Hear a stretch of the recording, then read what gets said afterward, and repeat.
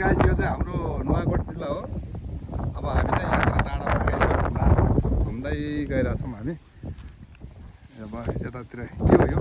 ए चियाहरू रहेछ। ए बाबु के गर तिमीहरू? ए अनि के खानलाई हो कि भेट्नलाई? ए अहिले किन स्कुल छैन? एक्जाम सकेर बसेको? काफल टिपेर के गर्छौ?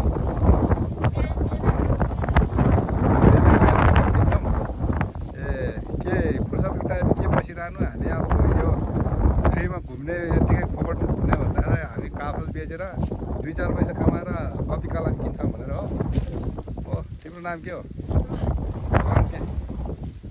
उसको डेभिड तामाङ। को दाइ को भाइ?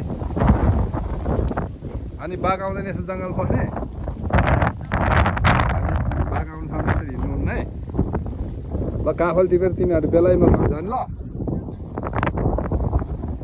ल यहाँ चाहिँ बाबाहरू चाहिँ काफल टिप्दै रहेछ। यो रोहन तामाङले उतापट्टि रोहन उतापट्टि।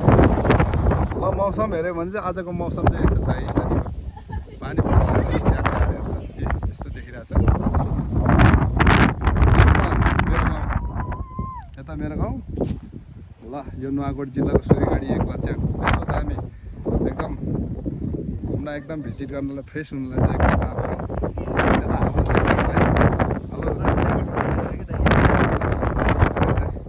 यता हाम्रो गर्लफ्रेन्ड पठाउँदैछ।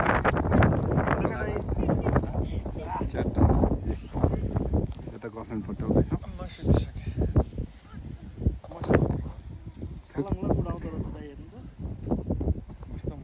गर्लफ्रेन्ड पठाउँदैछ हाम्रो ह्यान्डसम भाइ। जुत्ता पनि पुरा ब्रान्ड। यो म मेरो गर्लफ्रेन्डलाई दिन्छु आज। ल कहाँ छ गर्लफ्रेन्ड चाहिँ? गर्लफ्रेन्ड चाहिँ एउटा नेवारी छ, डार्लिङ वाली हो। ए